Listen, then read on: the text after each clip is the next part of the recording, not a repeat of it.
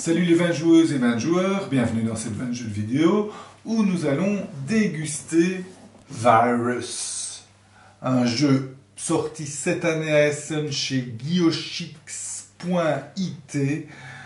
dont l'auteur est Michele Condam, un habitué de cet éditeur, je pense d'ailleurs le patron de la maison d'édition, donc qui a sorti un jeu à lui dans sa maison d'édition. Alors dans Virus, eh bien il y a un virus qui a été développé dans un laboratoire américain et malheureusement il y a eu une fuite. Résultat, tout le laboratoire est infecté et même tout le reste du monde. Et si on veut sauver l'humanité, c'est nous, les 4 joueurs intrépides, enfin entre 1 et 5, qui vont se lancer dans ce laboratoire dans le but de retrouver où est l'antidote et de sortir au plus vite avant qu'on fasse tout exploser. Nous avons affaire à un jeu collaboratif, semi-collaboratif ou compétitif, donc il y a plusieurs modes de jeu. Le mode de jeu standard c'est collaboratif, mais on peut insérer un espion ou un traître, un félon, toujours c'est la même chose, ou bien même se battre l'un contre l'autre. Donc il y a plusieurs modes, il y a des modes avancés. Enfin, les règles déjà de base sont très complexes et c'est un jeu de temps réel. On joue en temps réel. Alors comment ça se passe? Il y a 4 phases de jeu et la première, donc il y a 9 tours de jeu et pendant les 9 tours, on doit découvrir l'antidote et le rapporter, sortir du labyrinthe, du laboratoire avec cet antidote. Donc pendant 9 tours, chaque tour est séparé en 4 phases de jeu. La première phase de jeu est une phase événement, où on va sortir un événement, et un truc dégueulasse va nous tomber à la figure. Et puis il y a la phase de temps réel. La phase de temps réel dépend du degré de difficulté qu'on veut mettre, mais dure entre 40 et 60 secondes. Et pendant cette phase, tout va se passer, parce que les joueurs vont devoir discuter entre eux, se mettre d'accord et faire leurs actions. Quelles actions ils peuvent faire? Je vous invite à regarder ce magnifique plateau, enfin magnifique, en tout cas cette succession de cartes sales. Et donc, les petits cubes que vous voyez là, ce sont des cubes actions. Alors, les actions qu'on peut faire, donc nous avons nos héros, vous les voyez ici. Ça, ce sont les héros. Et pour réaliser une action, en fait, bon, au départ, il n'y a pas de cube action. Et donc, mettons nous à la place du héros blanc. Le héros blanc dispose d'une série de cubes action dans son stock qu'il va falloir gérer parce qu'à chaque tour, il aura un nombre limité de nouveaux cubes à sa disposition. Et ce qu'il peut faire, c'est par exemple se déplacer. Pour aller dans cette salle, il doit mettre un cube et il peut déplacer son bonhomme. Il peut aussi découvrir des nouvelles salles. Donc, prendre une salle de son stock, la déposer, mettre un cube dans cette salle et aller là. L'objectif de ces déplacements, c'est de principalement former des laboratoires. Alors, un laboratoire, c'est par exemple, ici, vous en voyez un, ça, on le remarque par ces petits coins en métallique. Quand on forme un laboratoire de 4 pièces, eh bien, on va pouvoir tirer une carte indice. Les cartes indices se présentent, par exemple, comme ceci, et ceci, ça veut dire que l'antidote se trouve dans une succession, enfin dans une série de au moins 3 salles rouges.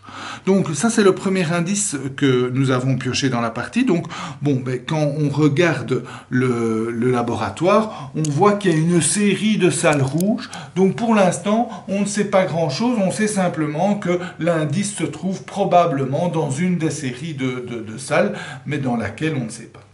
Plus tard, on a réussi à former un second labyrinthe ici, et le second indice qu'on a sorti, c'est celui-ci.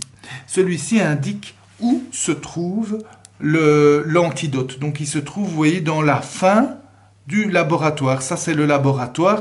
Et en rouge, c'est la carte de départ. Si on regarde dans notre laboratoire, la carte de départ est ici. Et donc, si on prend une vue très large du laboratoire, eh bien, les 3 dernières lignes du laboratoire sont ici. Et donc, qu'est-ce que nous avons fait? Nous avons construit une suite de 3 salles rouges, dont la dernière est bien dans les 3 lignes, donc c'était sûr et certain que c'était celle-là. Donc l'objectif, c'est quand vous faites un laboratoire, vous tirez des cartes indices, et les cartes indices vont vous donner des indications où se trouve l'antidote, et il faut que ces indices indiquent une seule carte possible, et si c'est le cas, alors on place l'antidote sur cette salle. Ce qui était le cas dans... Peut-être que dans d'autres parties, il va falloir découvrir d'autres indices pour trouver cet antidote. À partir du moment où on l'a trouvé, l'objectif c'est que un des héros aille dans cette salle, dépense un cube action pour prendre l'antidote, et puis il faut actionner encore les salles de sortie. Les salles de sortie se présentent comme ça. Donc si on reprend une vue d'ensemble du plateau, vous voyez que dans cette configuration, en fait au début du jeu, nous avons tiré au hasard une carte de salle qui va nous dire la disposition de la salle de départ et des 2 salles de porte de sortie, enfin de déclenchement de la sortie. Et donc ces 2 salles dans notre partie sont là et là, donc les 2 salles ici. Et donc ce qu'il fallait faire, c'est mettre nos héros sur ces salles pour pouvoir actionner la sortie. Donc première chose, récupérer l'antidote. Deuxième chose, actionner la sortie. Et puis en plus, revenir, aller sur la salle de départ qui va nous permettre de partir. Donc 1, l'antidote, 2, activer la sortie et 3, sortir par la salle d'entrée. Tout ça, évidemment, se fait pas facilement parce que vous voyez qu'il y a une série de zombies ici. Et tous ces zombies qui sont en fait des gens du laboratoire un petit peu infectés, mais vraiment malades. Et eux vont nous courir après. Donc il y a tout un système. Après la phase d'activation de temps réel, les zombies vont se déplacer en fonction des héros qu'ils voient, ou qui sentent, ou des cubes qu'on a placés. Ils ont une série de mouvements à faire. Et si un héros se retrouve dans la même salle que des zombies, eh bien il va falloir se battre pour éviter d'avoir beaucoup de blessures, puisque un héros a entre 6 et 8 points de vie en fonction du degré de difficulté du jeu, et donc quand les zombies, quand il se retrouve avec des zombies, ben, il doit soit les tuer, soit il se reprend une blessure par zombie qui est là. Donc là vous voyez, si je suis ici, je me prends 4 blessures, en 2 tours je suis mort, donc il vaut mieux les battre. Comment est-ce qu'on les bat? Ça, je vous invite à regarder le petit tableau plateau personnel. C'est assez unique comme système de combat, parce qu'on doit prendre des cubes actions. On choisit le nombre de cubes actions qu'on prend. Donc ici, c'est pour le joueur noir. Imaginons qu'il va prendre 4 cubes actions, ce qui est beaucoup, donc c'est cher. Et puis, il va prendre un nombre de cubes balles qui décide. Donc, imaginons qu'il va prendre 4 cubes balles. Et il va les jeter sur son petit tableau personnel. Et chaque cube qui touche un carré rouge est une touche, est un succès. Chaque cube qui ne touche pas un carré rouge est un échec. Si 2 cubes touchent le même carré rouge, c'est un échec. Donc ici, ces 2 cubes touchent le même carré rouge, on les enlève, il les perd, hein, ça revient dans le stock général. Ici, il y a un seul cube, celui-ci, je pense qu'il touche personne, celui-là non plus. Et voilà, ça c'est le résultat. Le résultat, on fait le nombre de cubes gris fois le nombre de cubes noirs. Donc ici, 3 succès. Avec 3 succès, on sait faire 1 point de dégâts ou 3 étourdissements. Alors, en gros, les points de dégâts, ben, ça va permettre de tuer. Les étourdissements vont permettre de pouvoir s'enfuir sans qu'ils nous tapent dessus. Donc, vous voyez, il faut pas mal. Et il y a beaucoup de calculs dans le jeu. Hein. Il y a beaucoup ici, vous voyez, on fait 3 fois 2 fois X. Il y a aussi un autre système qui est assez génial. C'est que quand on se déplace, on va mettre nos cubes sur les salles, mais on peut aussi les fouiller. Et là, on va mettre 3 cubes de sa couleur sur le coin d'une salle qu'on fouille.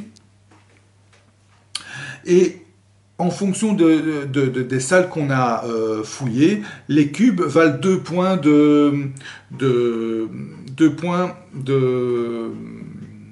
d'exploration, on va dire, et on va multiplier ces 2 points par le nombre de salles consécutives de la même couleur où se trouvent les cubes. Donc ici, j'ai montré l'exemple avec rouge, il y en a 12, 12 fois 2, 24 points. Et en fait, en fin de tour, avec les 24 points, on va pouvoir acheter des ressources spéciales qui vont nous donner des avantages. Les cœurs vont nous permettre de gagner plus de cubes à la fin de notre jeu. Ceux-ci vont nous permettre de piocher plus de cartes labyrinthes pour pouvoir plus facilement tomber sur des cartes laboratoires. Ceux-ci vont pouvoir les bombes vont pouvoir nous permettre de nous débarrasser des zombies. L'adrénaline va nous permettre de gagner encore plus de cubes action. Va nous donner un peu plus de chance, le trèfle à 4 feuilles dans nos lancers de dés. Ici, ça va nous permettre de nous protéger le bouclier contre les combats, etc. Donc une gestion qui a lieu supplémentaire en fin de tour. Voilà, je pense que je vous ai donné un petit peu toute la mécanique du jeu qui somme toute, est très compliquée. Donc le jeu, les règles sont pas faciles. Il y a une traduction française, mais qui a été supplantée par d'autres versions en anglais. Donc il vaut mieux lire les règles en anglais.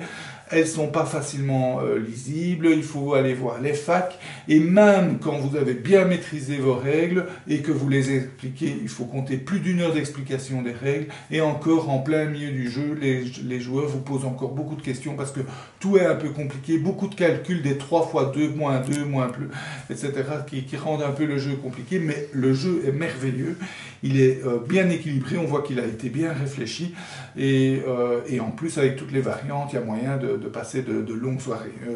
Alors il faut bien se dire que une partie en temps réel, on joue 8 tours ou 9 tours avec 1 minute en temps réel, ça veut dire 9 minutes, mais une partie dure plus de 2 heures parce que tout le reste fait que ça dure longtemps. Voilà, j'espère que cette dégustation vous a plu, je vous souhaite de bien vous amuser et à bientôt.